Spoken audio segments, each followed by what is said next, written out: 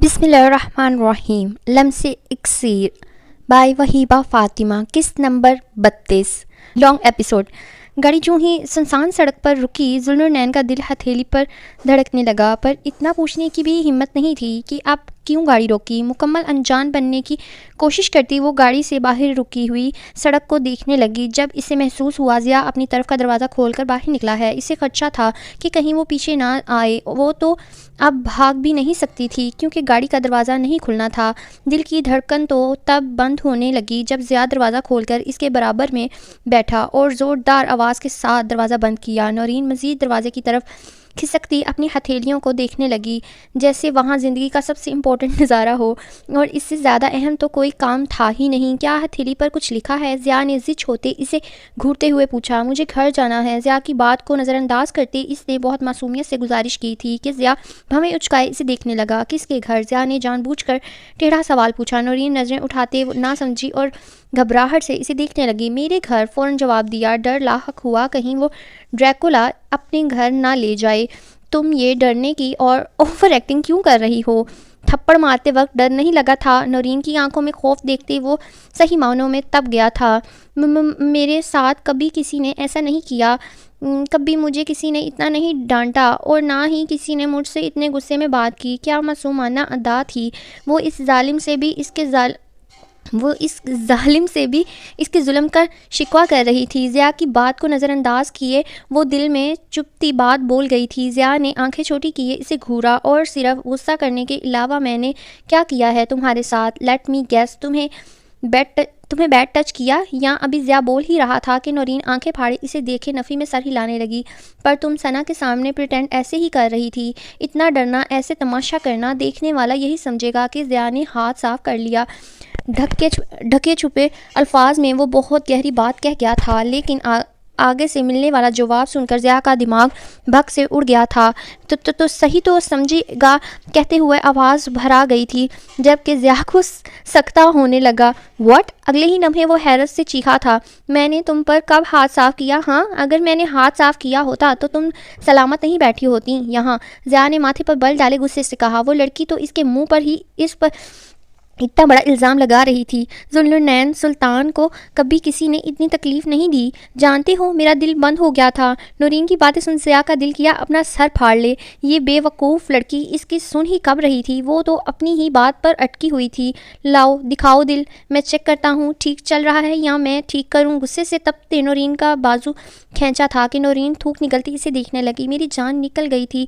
ضیاء تم بہت برے ہو. وہ اب بھی اس کے سننے کی بجائے اپنی بات پر قائم تھی، جبکہ ضیاء پھر سے پگھلنے لگا تھا. وہ آنکھوں میں غم و خوف سموئے اسی سے شکوہ کر رہی تھی. اتنے قریب وہ سامری کے شر سی سحر طاری کرنے والی دلکش آنکھیں اس پر مسلسل اپنا سحر طاری کر رہی تھیں.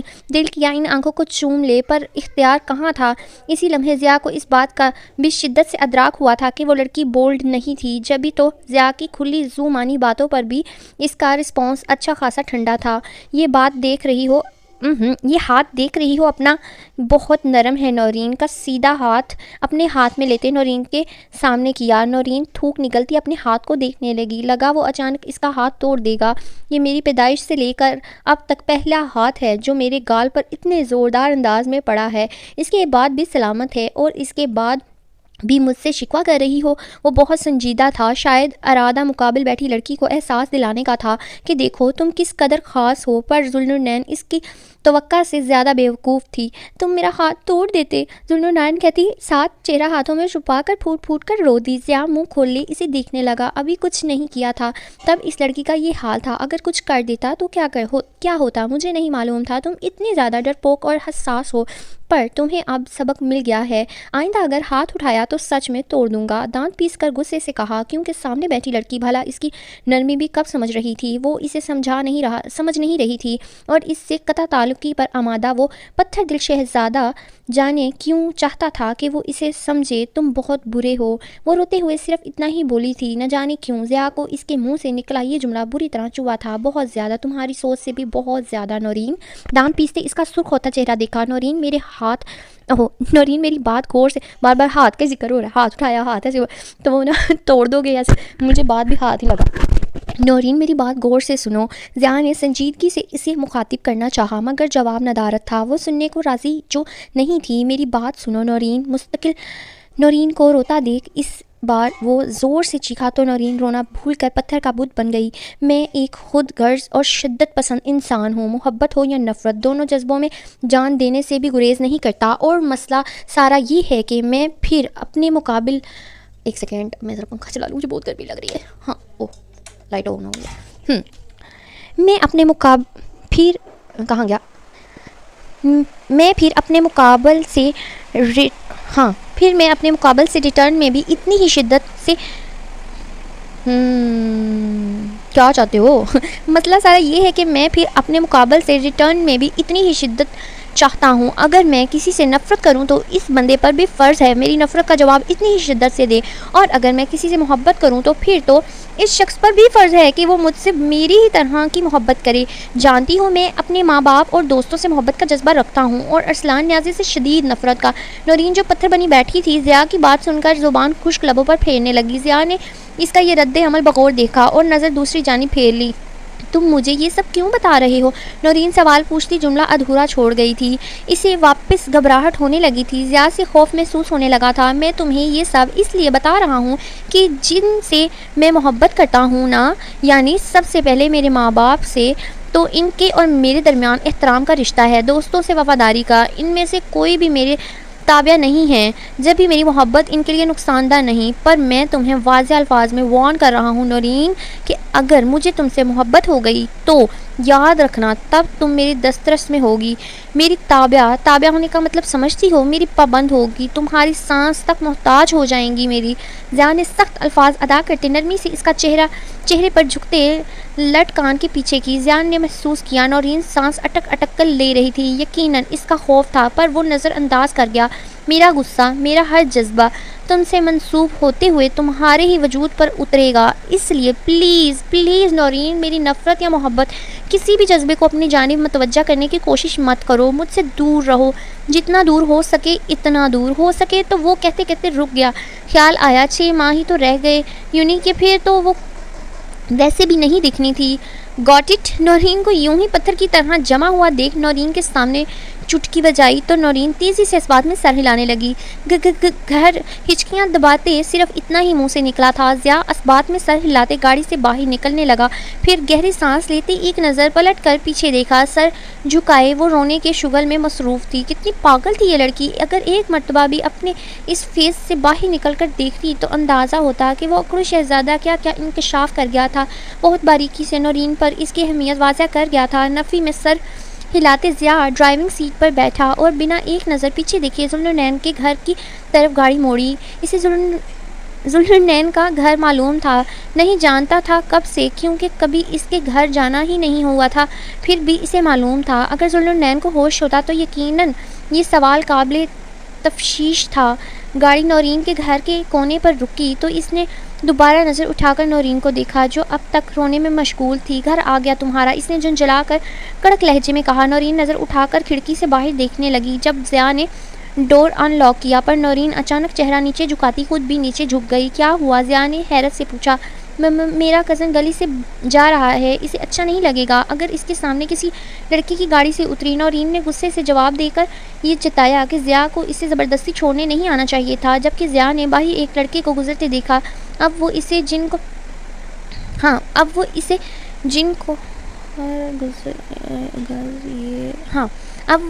جن کو ادھر لکھا ہوا ہے اسے، لیکن اس آنا ہے، میں نے لائن پوری پڑھی ہے پھر مجھے پتا لگا ادھر اس آنا ہے۔ اب وہ اس جن کو ہرگز یہ بتانا نہیں چاہتی تھی کہ نورین کی اس کزن کے ساتھ رشتے کی بات چل رہی ہے۔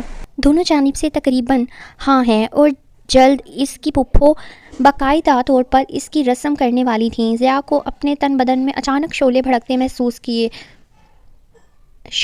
یہاں آنا تھا ضیاء نے، ادھر لکھا ہوا ضیاء کو شعلے بھڑکتے محسوس کیے کہ کہاں تو وہ اسے برا کہہ رہی تھی اور دوسری جانب اپنے قسم کی پسند ناپسند کا اتنا خیال۔ اس لڑکی کی گاڑی کے قریب سے گزرتے ہی نورین بنا ضیاء کی جانب دیکھے گھر کی جانب بھاگی تھی اور کچھ ہی لمحے میں اس کی نظر سے اوجھل ہو گئی تھی۔ اسے اچھا نہیں نہیں لگے گا اسے اچھا نہیں لگے گا۔ تیش و غصے سے نورین کا جملہ دہراتے اس نے اسٹیئرنگ وہیل پر مکہ مارا اور گاڑی ری سٹارٹ کرتے آگے بڑھا دی۔ صبح عرض خانزادہ کی آنکھ کھلی تو وہ غائب دماغی سے کمرے کو دیکھنے لگا۔ وہ رات کا کاؤچ پر سویا تھا، جہاں تک اسے یاد تھا وہ کاؤچ پر بیٹھا ایلف کے متعلق سوچ رہا تھا، اور سوچتے سوچتے کب آنکھ لگی پتہ ہی نہ چلا۔ ایلف کا خیال آیا تو فوراً کھڑے ہوتے بیڈ کے پاس آیا، پر وہاں ایلف نہیں تھی۔ یقیناً وہ جاگ چکی تھی۔ بیڈ پر ایک چھوٹی سی چٹ رکھی تھی۔ ارزق نے کھول کر دیکھی تو اندر خوبصورت ہینڈ رائٹنگ میں تھینک یو لکھا تھا۔ سپاٹ نظروں سے چٹ کو دیکھتے ایک جھٹکے سے چٹ کے 4 ٹکڑے کر دیے۔ پتہ نہیں کیوں دل بوجھل تھا۔ رات کاؤچ پر کیوں سوئے جبکہ ماما بیڈ پر تھیں؟ ہسبینڈ وائف تو ساتھ سوتے ہیں نا۔ کمرے کے دروازے پہ کھڑا عبدالرحمن دروازہ کھول اندر آیا اور ارزق کو دیکھ سنجیدگی سے سوال داغا۔ آ گیا جاسوس، غصے سے دانت پیستے ارزق بیڈ پر بیٹھا تو عبدالرحمن بھی اس کے برابر میں بیٹھ گیا۔ جب اتنے سمجھدار ہو اور بڑوں کی باتیں جانتے ہو تو یہ بھی معلوم ہونا چاہیے موم ڈیڈ کی پرائیویسی میں نہیں گھستے۔ ارزق نے چڑھتے ہوئے جواب دیا، میں جانتا ہوں آپ ہمارے ڈیڈی نہیں ہیں۔ ارزق نے گردن موڑ کر اسے دیکھا تو پہلی بار اس بچے کے چہرے پر مسکراہٹ تھی۔ وہ کنفیوز ہونے لگا۔ کیسے؟ ارزق پوچھے بغیر نہیں رہ سکا تھا۔ اندازہ تھا کہ اس لڑکے کا دماغ بچوں والا تو ہرگز نہیں، کیونکہ آپ کی آنکھوں میں ڈیڈی والی محبت نہیں ہے۔ وہ جملہ ادا کرتے ارزق خانزادہ کو چونکا گیا تھا۔ وہ واقعی بچہ نہیں تھا، پر ارزق کو نہ جانے کیوں شرمندگی نے گھیرا تھا۔ پھر کون ہے تمہارا ڈیڈی؟ ارزق نے لب بھیج سے پوچھا۔ ذہن میں خیال آیا وہ اب ایلف کے ساتھ کسی اور کو منسوب کرے گا۔ پتہ نہیں، بس اتنا معلوم ہے نا ایلف ہماری ماما ہے نا تم ڈیڈی۔ ہماری ماما ڈیڈی ہمیں کچرے میں پھینک گئے تھے تو ایلف نے اٹھا لیا۔ وہ بچہ بلا کا حقیقت پسند تھا، یا شاید ارزق کو لگا پر ایلف ہمیں موم کی طرح محبت کرتی ہے، پر وہ تمہاری وائف نہیں ہے۔ مجھے صبح یقین ہو گیا کہ وہ تمہاری گرل فرینڈ بھی نہیں ہے۔ شاید تمہیں بھی تمہاری پیرنٹس پھینک گئے تھے تو ایلف نے اٹھا لیا اور ایلف تمہیں رحم کھا کر لے آئی۔ اب کہ عبدالرحمن کینا تو اس لہجے میں بولا تو ارزق نفی میں سر ہلانے لگا۔ سنو، تم جو بھی ہو، اگر تم نے ہماری ماما کے ساتھ کچھ غلط کرنے کی کوشش کی میں تمہیں نہیں چھوڑوں گا، تم یہاں سے چلے جاؤ۔ آخر میں عبداللہ غصے سے کہتا کمرے سے نکل گیا، جبکہ ارزق ماتھے پر بل ڈالے دروازے کو دیکھنے لگا۔ یہ لڑکی جتنی چلاک کبوتری ویسی ہی تربیت، رحم کھا کر لے آئی۔ وہ مسکراتے اس معصوم کی نقل اتارنے لگا، پر ایک بات دل کو چبھی تھی کہ وہ بچہ محبت کو پہچانتا تھا۔ شاید وہ دوسروں کے فادرز کی آنکھوں میں محبت دیکھ چکا تھا۔ ساری باتوں کو ذہن سے جھٹکتے اپنی گردن پر ہاتھ رکھتے گردن کو جھٹکا دیا اور خود بھی بیڈ سے اٹھا، کمرے سے باہر نکل گیا، لیکن حیران ہوا کہ لاؤنج بالکل خالی تھا۔ تھوڑا آگے آیا تو گھر کے پچھلے حصے سے شور کی آواز آ رہی تھی۔ ارزق نے بیک سائڈ کا ڈور کھولا تو طوفان بدتمیزی مچا تھا۔ بیک سائڈ پر چھوٹا سا منی پول تھا جس کے اندر سارے بچے کھیلنے میں مصروف ایک دوسرے پر پانی اچھال رہے تھے۔ جلد ہی وہ دروازہ بند کر گیا اور قدم کچن کی جانب بڑھائے، فریج کھول کر اندر کا جائزہ لینا چاہا جب پیچھے سے آواز سنائی دی۔ ارزق نے چونک کر پیچھے دیکھا تو ہاتھ میں کافی کا کپ پکڑے وہ مسکراتی ہوئے ارزق کو دیکھ رہی تھی۔ ارزق سنجیدگی سے فریج بند کرتا اس کی جانب مڑا۔ مجھے بھوک لگ رہی تھی تو ایلف نے آنکھیں سکیڑتے پوچھا۔ مسکراہٹ بھی آنکھوں کے ساتھ سکڑ چکی تھی۔ کھانا ڈھونڈ رہا تھا۔ ارزق کے کہنے کی دیر تھی۔ ایلف کافی کا مگ سلیب پر رکھتی اس کی مقابل آئی۔ ڈیئر ڈش واشر، مانتی ہوں رات کو تم نے مدد کی، پر بھولو مت تم ملازم ہو اور ملازم اجازت کا محتاج ہوتا ہے۔ ایلف نے مسکراہٹ ضبط کرتے مصنوعی لہجے میں کہا تو ارزق خانزادہ کے چہرہ سرخ پڑنے لگا۔ وہ رات سے عجیب کشمکش میں مبتلا تھا۔ ایلف اسے اچھی لگ رہی تھی اور یہ بات اسے برداشت نہیں ہو رہی تھی۔ جبھی ایلف کا کیا گیا مذاق بھی سخت ناگوار گزرا تھا۔ مذاق کر رہی ہوں پاگل، تم تو ٹماٹر ہی ہو گئے۔ ارزق کی بازو پر بے تکلفی سے دھپ لگاتے وہ ہنسنے لگی۔ ارزق سنجیدگی سے اسے دیکھنے لگا۔ تم اتنا خوش کیوں؟ رات تو ارزق نے سنجیدگی سے پوچھتے دانستہ جملہ ادھورا چھوڑا کہ وہ اسے رات کی وہ سنگین یاد دلا رہا تھا۔ مقابل اس کی مسکراہٹ چھیننا تھا، مقصد اس کی مسکراہٹ چھیننا تھا۔ جس مسکراہٹ پر دل بے ایمان ہو رہا تھا، اس سے چھیننے کا ارادہ تھا کہ نہ وہ مسکرائے نہ وہ متوجہ ہو سکے۔ کم آن، میں نے زندگی سے سیکھا ہے کہ پیچھے رہ جانے والی چیزیں یا انسان کو پلٹ کر نہیں دیکھنا چاہیے۔ جو گزر گیا وہ گزر گیا، پھر وہ خواب ہو یا حقیقت۔ رہی بات خوشی کی تو اس کے پیچھے بہت بڑی وجہ ہے۔ جانتے ہو میں بہت زیادہ خوش ہوں۔ وہ ہاتھوں کی باہوں کو بہت پھیلا کر آنکھیں میچتی اسے خوشی کا پیمانہ دکھانے کی کوشش میں تھی۔ کیوں ہو خوش؟ وہ بیزار نہیں تھا، پر بیزاری ظاہر کر رہا تھا، خود کو اس بات کا یقین دلا رہا تھا کہ برہان دل شیر کی بہن کی فضول گوئیوں میں ذرا برابر دلچسپی نہیں، لیکن دماغ بھی اسی کی طرح اڑیل تھا۔ فوراً دل کو دھڑتے سوال کیا کہ اگر اتنے بیزار ہو تو بدلے کے اور بھی طریقے ہیں، چھوڑ دو یہاں رہنا، پلان بدل ڈالو۔ تمہیں کیوں بتاؤں کیوں خوش ہوں؟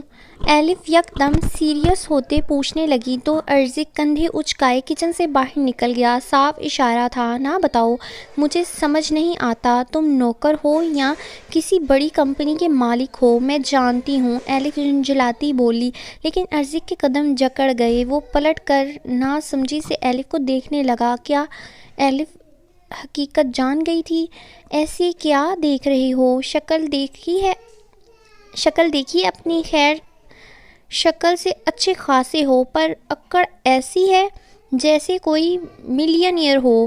ایک بات کان کھول کر سنو، اگر تمہارا یہی ایٹیٹیوڈ رہا تو کوئی لڑکی تمہیں گھاس نہیں ڈالے گی۔ غصے سے چڑچڑاتے وہ صوفے پر بیٹھی تو ارزق اس کی طرف ہاتھ رکھتے جھکا۔ میں گھاس کھاتا بھی نہیں، اور رہی بات لڑکیوں کی تو مجھے لڑکیوں سے چڑ ہے۔ ارزق استہزائیہ کہتے صوفے پر بیٹھ گیا۔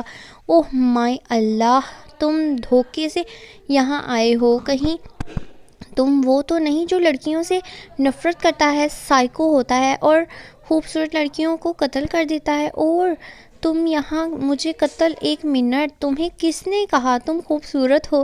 اس کی جان سٹاپ چھک چھک سنتے ارزق نے تنگ آ کر کہا، ادھر آنا تھا نان سٹاپ، ادھر لکھا ہوا ہے جان سٹاپ، میں نے بھی جان سٹاپ پڑھ دیا۔ نان سٹاپ چھک چھک سنتے ارزق نے تنگ آ کر کہا۔ ارزق اس کی بات اتنے استحصائیہ انداز میں پوچھنے لگا تو ایلف خاموشی سے اسے دیکھنے لگی۔ خوبصورت نہیں ہوں، پر بدصورت بھی نہیں ہوں، ایلف نے بہت سوچنے کے بعد انتہائی سنجیدگی سے کہا۔ تو ارزق خاموش نظروں سے اسے دیکھنے لگا۔ وہ حسین نہیں، بلاگی حسین تھی، پھر بھی کنفیوز تھی۔ اس کا مطلب واضح تھا کہ کبھی کسی نے اس کی تعریف ہی نہیں کی تھی، اور صرف اس کی حقلاہٹ کی وجہ سے اس لڑکی کے اندر احساس کمتری کوٹ کوٹ کر بھری تھی۔ اچھا، یہ سب چھوڑو، میں خوش ہوں، مجھے مارکیٹ جانا ہے، تم میرے ساتھ چلو، میں تمہیں باہر اچھا سا بریک فاسٹ کرواؤں گی۔ ایلف مزے سے بولتی کھڑی ہو گئی تو ارزق حیرت سے اسے دیکھنے لگا۔ اس کنجوس لڑکی کا دل اتنا بڑا کیسے ہو گیا تھا؟ شاید رات میں اکاؤنٹ میں $10,000 آئے تھے جب اٹھو بھی۔ ایلف نے اسے ویسے ہی اپنی جگہ پر جمے دیکھ کر ٹوکا تو ارزق ہوش کی دنیا میں لوٹا۔ اوکے، میں فریش ہو کر آتا ہوں۔ گھڑی میں وقت دیکھتا ارزق کھڑا ہو گیا۔ اس وقت صبح کے 10 بج رہے تھے۔ ٹھیک ہے، میں بھی ریڈی ہو کر آتی ہوں۔ ایلف بھی مسکراتی اوپر جانے والی سیڑھیوں کی جانب بڑھ گئی۔ ارزق اسے اوپر جاتا دیکھنے لگا۔ اس وقت دماغ بالکل بلینک ہو گیا تھا۔ سر جھٹک کر کمرے میں گیا اور ایک چھوٹا سا بیگ کھول کر اس میں سے کپڑے نکالنے لگا۔ بلیک ٹی شرٹ اور بلیک ہی ٹراؤزر۔ فریش ہونے کے بعد رف سے بالوں میں ہاتھ پھیر لیے کمرے سے باہر آیا تو ایلف پہلے ہی تیار کھڑی تھی۔ وہ فوراً اپنی نظر ایلف سے پھیرتا باہر نکل گیا۔ سفید رنگ شاید اس گڑیا کو بہت زیادہ پسند تھا۔ اب بھی سفید ٹخنوں کو چھوتی فراک اور حجاب میں وہ چاند کا خالہ معلوم ہو رہی تھی۔ مومی پاؤں میں جوگرز تھے۔ میک اپ سے پاک چہرہ بنا کسی آرائش کے دھمک رہا تھا۔ صرف ایک نظر میں ارزق اس کا جائزہ لے چکا تھا تو اگر نظر بھر کر دیکھتا تو کیا ہوتا؟ ایلف نے خود سے بھی کوئی بات نہیں کی تھی۔ گھر سے باہر نکلنے پر دروازے کے ساتھ ہی ٹیکسی کھڑی تھی۔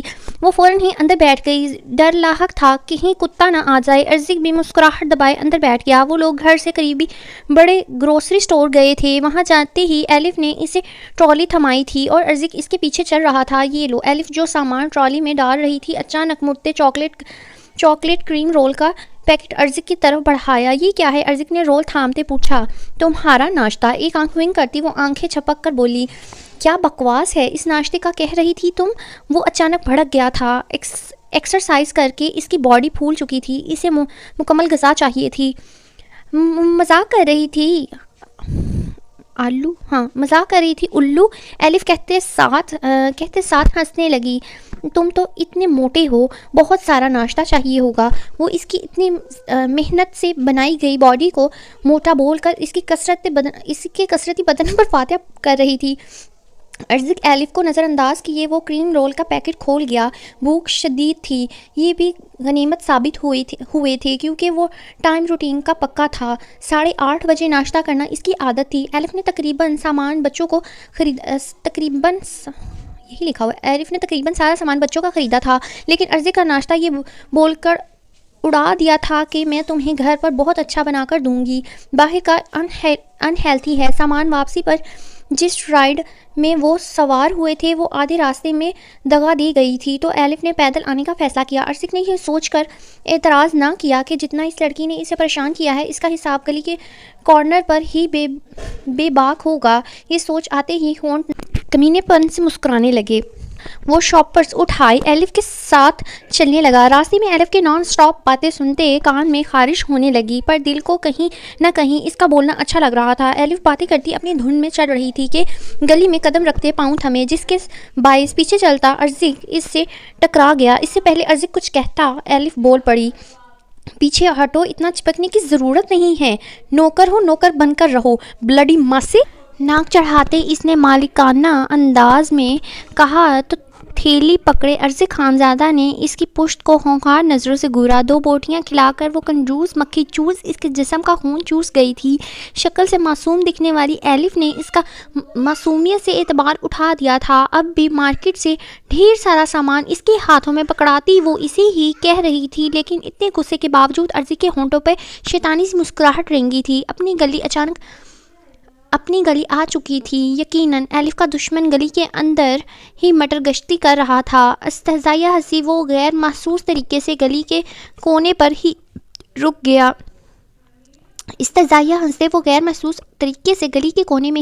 ایلف جو مزے سے گلی میں داخل ہو رہی تھی، اس بار ایک کی جگہ 2 کتے دیکھ کر اس کی جان ہوا ہوئی تھی۔ اس بات سے انجان کے دوسرے خونخوار کتے کے پیچھے کھڑے اس کے ملازم کا ہاتھ ہے۔ جتنا خون اس چڑیل نے میرا ایک دن میں چوسا ہے، اب حساب بے باک ہوگا۔ شاپنگ بیگز نیچے رکھتے ارزق نے کان میں ایئر پوڈز ٹھونسے جس میں سلو میوزک چل رہا تھا۔ اپنے بلیک ٹراؤزر میں ہاتھ ڈال کر جیب سے چوئنگم نکال کر منہ میں ڈال کر اور پھر دونوں ہاتھ ٹراؤزر کی جیب میں ڈال لیے اور خود کو لائیو سینما کارٹون دیکھنے کو تیار کر لیا۔ اس کی طنزیہ نظریں ایلف پر تھیں جو اب بہت آہستگی سے قدم پیچھے لے رہی تھی۔ تم دونوں کتنے پیارے کتے ہو۔ تھوک نگلتی ان کتوں کو مکھن لگانے کی ناکام کوشش کی اور قدم پیچھے لیے، لیکن وہ کتے آج اس کنجوس کو بخشنے کا ارادہ نہیں رکھتے تھے، اس لیے ایک دم گھراتے آگے بڑھے۔ ایلف برق رفتاری سے پیچھے مڑی۔ اس کے بھاگنے کی سپیڈ اس قدر تیز تھی کہ ارزق خان زیادہ حیران ہوا تھا، پر پریشانی تب ہوئی جب وہ اس کی جانب لپکی اور بنا کسی دیر کے چھلانگ لگاتے اپنی ٹانگ ارزق خانزادہ کی کمر پر باندھ دی اور ہاتھ اس کی گردن میں۔ اس اچانک افتاد پر ارزق خانزادہ بری طرح بوکھلایا تھا۔ اسے لڑکیوں میں کتنی بھی دلچسپی نہیں رہی تھی۔ قریب آنا تو دور کی بات، وہ لڑکی کی جانب دیکھتا بھی نہیں تھا۔ زندگی میں پہلی بار کوئی لڑکی اس کے قریب آئی تھی، وہ بھی اتنے قریب کہ اس کی گود میں چڑھتے اس کی باہوں میں سما گئی تھی۔ ایلف کی نرم مگر سخت پکڑ پر ایلف کے ہونٹ نہ چاہنے کے باوجود بھی مسکرائے تھے۔ وہ اس کی گردن میں منہ چھپائے ہوئے تھی۔ یہ کتے ہمیشہ میرے ساتھ ہی کتے پنا کیوں کرتے ہیں؟ مجھے بچاؤ ان سے۔ ایلف کی بات سنتے ارزق نے اشارہ کیا تو وہ کتے اور تیزی سے بھونکنے لگے، مگر قریب نہ آئے۔ پیچھے ہٹیں میڈم، اتنا چپکنے کی ضرورت نہیں ہے۔ ارزق نے اس کے الفاظ اسے واپس لوٹائے تھے، جس پر ایلف اس کی گردن سے منہ نکال کر اسے غصے سے دیکھنے لگی، اس بات سے لاپرواہ کہ وہ اس وقت کس پوزیشن میں ہے۔ بکواس مت کرو، بھاگو، ان کو ایلف نے غصے سے روب جھاڑتے کہا۔ کیوں بچاؤں؟ وہ جیسے بے وجہ بات کو طول دے رہا تھا، کیونکہ اتنے قریب سے وہ کپ کپاتے توڑ توڑ کر الفاظ ادا کرتی خوشبو میں بسے گلاب لب دیکھنا بھی دنیا کا انوکھا ترین نظارہ تھا۔ کیونکہ تم میرے ملازم ہو۔ ایلف کی وجہ بتانے پر ارزق نے اس چالاک کبوتری کو دیکھا۔ ٹھیک ہے، پہلے تو آپ مجھ سے دور ہو۔ ابھی خود کہہ رہی تھی چپکو مت، آپ خود چپکی کھڑی ہیں بغیر انسان کی کیفیت سمجھے۔ آخری الفاظ اس نے دل میں ادا کیے تھے، جبکہ ارزق خان زادہ اس بات سے بالکل لاپرواہ تھا کہ ایلف کی قربت اسے بری نہیں لگ رہی تھی، اسے گن نہیں آ رہی تھی، یا وہ چاہتا ہی نہیں تھا کہ وہ اس سے دور ہو جائے۔ میں چپک سکتی ہوں پر تم نہیں۔ ایلف کی اس نئی نکور اور انوکھی منطق پر وہ اش کر اٹھا تھا۔ اس لڑکی کی مثال تو بالکل ایسی تھی کہ وقت پڑنے پر گدھے کو بھی پاپ بنا لو۔ اور ایسا کیوں ہے؟ کیا میری عزت نہیں ہے؟ لڑکوں کی عزت نہیں ہوتی؟ ارزق نے احتجاج کیا تو ایلف کی بس ہونے لگی۔ میں کون سا تمہاری عزت لوٹنے لگی ہوں؟ غصے سے کہتی ایلف کو اندازہ نہیں ہوا وہ کیا بول گئی ہے۔ کیا واقعی لوٹ سکتی ہیں؟ ارزق کا سوال اسے اب کتے سے زیادہ ارزق سے ڈر لگا تھا۔ پلیز بچا لو، ایلف نے مسکین سی شکل بنا کر انتہائی معصومیت سے کہا تو ارزق خانزادہ مسرور سا اسے دیکھتا رہ گیا۔ ایلف کی دھڑکنیں وہ اپنے سینے میں محسوس کر رہا تھا، لیکن ایلف کی اگلی بات سے سارا خمار جھاگ کی طرح بیٹھ گیا تھا۔ 2 بوٹیاں زیادہ دوں گی رات کو، ارزق نے بھویں اچکائے۔ اس لڑکی کی زندگی آخر 2 بوٹیوں سے شروع ہو کر 2 بوٹیوں پر ہی کیوں ختم ہوتی تھی؟ اس کا یہی لکھا ہوا ہے اس کا بلینئر بھائی برہان دل شیر 2 کروڑ کی رشوت دیتا تھا، اور وہ 2 بوٹیوں کی۔ پھر بھی اس کی مسکین سی گزارش پر ارزق نے ان کتوں کو اشارہ کیا تو وہ دم دبا کر وہاں سے بھاگ گئے۔ اب وہ بڑی اکڑ کر اس کی گود سے نیچے اتری تھی۔ میں اندر جا رہی ہوں، سامان اندر لے آؤ، اتنے میں بریک فاسٹ بناؤں۔ آ جاؤ، اتنے میں بریک فاسٹ بناتی ہوں تمہارے لیے، وہ کہتی اطمینان سے اندر چلی گئی، جبکہ ارزق اس کی پشت کو گھور کر رہ گیا۔ وہ سمیرہ کے ساتھ پورا وقت لائبریری کے اس کونے میں کتابوں میں سر دیے دبک کر بیٹھی رہی تھی جہاں کسی کا گزر نہیں تھا، لیکن اب سمیرہ اسے شدید غصے کے عالم میں گھور رہی تھی، جیسے سالم نگلنے کا ارادہ ہو۔ ریم سیریسلی تم اس ڈائنو کے خوف سے بھوکی ہو، اب تک تم اس کے خوف سے فوت ہو یا نہ ہو، پر اپنے ساتھ مجھے بھوک سے ضرور فوت کر دو گی۔ سمیرہ غصے سے جھنجھلائی تھی۔ ریم نے جواباً عاجزانہ نظروں سے اسے گھورا۔ ویسے بھی بھوک بڑھتی جا رہی تھی، اور وہ ظالم تھی کہ اور بھوک کر کے پیٹ کے چوہوں کو جگا رہی تھی۔ اب کیسے بتاتی اگر وہ باہر گئی تو وہ کھانے کو کھائے یا نہ کھائے، لیکن وہ ایہان نامی ڈائناسور اس کا خون ضرور پی جائے گا۔ نہیں، ایہان نامی ڈریکولا اس کا خون ضرور پی جائے گا۔ کبھی اس کو ڈائناسور کہتی ہے، کبھی ڈریکولا کہتی ہے، کبھی اس کو چوہا کہتی ہے، پھر سمجھ ہی نہیں آتا کیا نام لیں اس کا۔ ایک دن بھوکا رہنے سے کوئی نہیں مرتا، سمجھو آج تمہارا روزہ ہے، ریم نے سمیرہ کے گھورنے پر بے نیازی سے کہا، اور ایک نظر گھڑی پر دیکھا جو 12:30 بجا رہی تھی۔ سیریسلی ریم، میری بھوک سے جان نکل رہی ہے، اگر اس سے اتنا ڈر لگتا ہے تو پنگا کیوں لیتی ہو؟ سمیرہ کھڑے ہوتے وہاں سے جانے لگی تھی کہ ریم نے فوراً ہاتھ تھام لیا۔ پلیز ڈونٹ گو سمیرہ، اگر وہ آ گیا تو ریم نے خوف سے کہا تو سمیرہ بے اختیار آنکھیں میچ گئی۔ تم تو ایسی کہہ رہی ہو جیسے میرے ہونے نہ ہونے سے وہ تمہیں چھوڑ دے گا، وہ تمہارا چپلی کباب بنا کر چپاتی اور کولڈ ڈرنک کے ساتھ تمہیں گٹک کر ڈکار بھی نہیں مارے گا۔ جو تم نے اس کو باڈی بلڈر جمبو چوہا کہا ہے نا، وہ چوہا تمہیں اپنا میل بنا لے گا۔ سمیرہ نے پہلے سے خوف زدہ ریم کو مزید ڈرایا تو ریم کی آنکھیں حیرت سے پھیل گئیں۔ نہیں پلیز ایسا مت کہو، ریم نے ناخن دانتوں تلے دبا کر دوسرے ہاتھ سے اپنی پیشانی مس لی۔ ڈونٹ وری، میں کہیں نہیں جا رہی، بیگ لے کر جا رہی ہوں۔ خاموشی سے کینٹین سے کچھ کھانے کا سامان لے کر چھپ کر واپس آ جاؤں گی. بس تم یہاں سے ہلنا مت, بلکہ ایک کام کرو, تم اور کونے میں جا کر وہاں بیٹھ جاؤ تاکہ کسی کی نظروں میں نہ آؤ. سمیرہ نے بات سمجھاتے ایک کونے میں اشارہ کیا تو ریم فوراً اس بات میں سر ہلاتی وہاں جانے لگی, لیکن جلد ہی واپس پلٹی. پلیز جلدی آنا, مجھے بہت بھوک لگ رہی ہے, ریم نے بیچارگی سے کہا تو سمیرہ مسکرا کر نفی میں سر ہلانے لگی. وہ کچھ ہی لمحے بعد لائبریری سے باہر نکل گئی اور ریم اسی کونے میں گھس کر بیٹھ گئی. سمیرہ لائبریری سے باہر نکلی ہی تھی کہ باہر کی طرف کسی سے تصادم ہوا. کندھے پر بیگ تھامے, اپنے اوپری بٹن کھولے, بالوں کا میسی بن بنائے کچھ بال چہرے پر جھول رہے تھے, گلے میں چمکتی چین اور ہاتھوں کی نمایاں نسیں. وہ کوئی اور نہیں ایحان دلشیر ہی تھا, اور اس کے ساتھ ہی ضیاء اور زین بھی. سمیرہ کی نظر ایحان دلشیر کی سرخ و سفید رنگت پر ٹکتی پتھر ہو گئی. کوئی اور انجان لڑکی ہوتی تو یقیناً اس سے بیڈ بوائے کے سحر میں جکڑ جاتی, پر سمیرہ اسے بخوبی جانتی تھی. وہ چلتا پھرتا خطرناک قسم کا حیوان تھا. سمیرہ کو خود احساس نہیں ہوا تھا کہ وہ انجانے میں لائبریری کا دروازہ گھیر کر کھڑی ہو گئی تھی کہ وہ لوگ اندر نہ جا سکیں. ان کا لائبریری میں جانے کا ارادہ بھی نہیں تھا, اسی لیے شاید کسی نے اس کی حرکت کو زیادہ محسوس نہیں کیا تھا. لیکن ایحان کی آنکھیں تو سمیرہ کو دیکھتے ہی چمک چکی تھیں.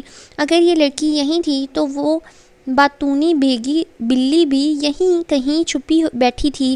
اور سمیرہ کا دروازہ کور کرنا ایحان دلشیر کی زیرک نگاہوں نے بہت باریک بینی سے دیکھا تھا, اور دماغ نے اس بات پر مہر فکس کی تھی کہ وہ پدی چورنی اندر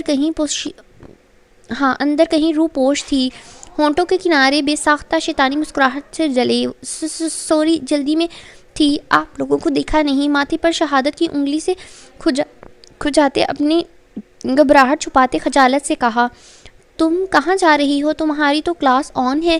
زین نے آنکھیں چھوٹی کیے روب سے پوچھا تو سمیرہ کی آنکھیں ایحان کی جانب اٹھیں. وہ اس کی جانب سے بے نیاز تھا. یہ دیکھ کر اسے اطمینان ہوا تو جواب دینے کی ہمت ہوئی, ہاں وہ کچھ ضروری بکس لینی تھیں تو لائبریری آئی تھی, اب کلاس میں ہی جا رہی تھی. سمیرہ نے مسکرانے کی ناکام کوشش کی, البتہ دل یہ سوچ کر دھڑک رہا تھا کہ اب ریم پکڑی جائے گی. اور تمہاری وہ آفت دوست کہاں ہے جس نے ہمارے اتنے ہینڈسم دوست کو بھیا بنا لیا تھا؟ ضیاء نے جان بوجھ کر ایحان کو سلگھانے کے لیے الفاظ بھیا ادا کیا تھا, اور اس کا تیر بالکل نشانے پر لگا تھا. ایحان نے مٹھی بھینچ لی تھی, وہ تو بہت معصوم ہے, سب کو بھائی بنا لیتی ہے. سمیرہ نے فوراً بات کو مذاق کے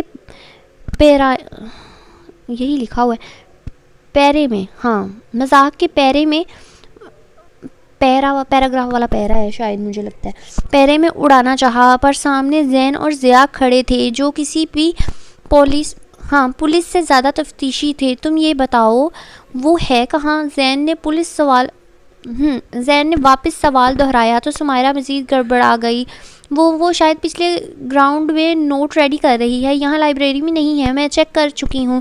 سمیرہ کا کہنا تھا کہ ایحان ان سب کو نظر انداز کرتا آگے بڑھ گیا. ایحان کو دیکھ ضیاء اور زین بھی بنا جواب دیے آگے بڑھ گئے. سمیرہ نے ان کے جانے پر گہری سانس ہوا میں خارج کی اور نیچے کی جانب بھاگی تاکہ جلدی کھانے کا سامان لے کر واپس لائبریری پہنچ سکے. نیکسٹ کوریڈور کی جانب مڑتا ایحان ایک دم رکا تھا. پلٹ کر دیکھا تو سمیرہ نیچے کی جانب بھاگ رہی تھی. ہونٹوں پر ڈیول مسکراہٹ رقص کرنے لگی. ضیاء اور زین ناسمجھی سے اس کی مسکراہٹ ہی دیکھ رہے تھے جب وہ اچانک گویا ہوا, مجھے لائبریری میں ضروری کام ہے. لائبریرین 2 دن سے چھٹی پر ہے. لائبریرین کی پری انچارج اور اسٹوڈنٹ کو میں باہر بھیج رہا ہوں, کچھ دیر کے لیے باہر سے دروازہ لاک کر دینا. ایحان کے کہنے کی دیر تھی. زین نے اس کے چہرے کے سامنے اپنا ہاتھ لہرایا. ٹانگ کے ساتھ دماغ بھی ہل گیا ہے کیا؟ ڈین کو پتہ چلا لائبریری بند کی تو باہر پھینک دیں گے. کچھ دن پہلے کا ایکسیڈنٹ دبا نہیں ابھی. اور تجھے لائبریری میں کیا کرنا ہے؟ ضیاء نے منہ بسوڑتے کہا, اگر یونی سے باہر نکل جاتا تو اتنے دن ذوالنورنین کو کیسے دیکھتا. یہ خیال ہی تڑپانے لگا تھا. لاکھ بے نیازی کا ارادہ کیا تھا, پر دل کسی طور پیچھے ہٹنے پر آمادہ نظر نہیں آتا تھا. تم لوگ کب سے ڈرنے لگے؟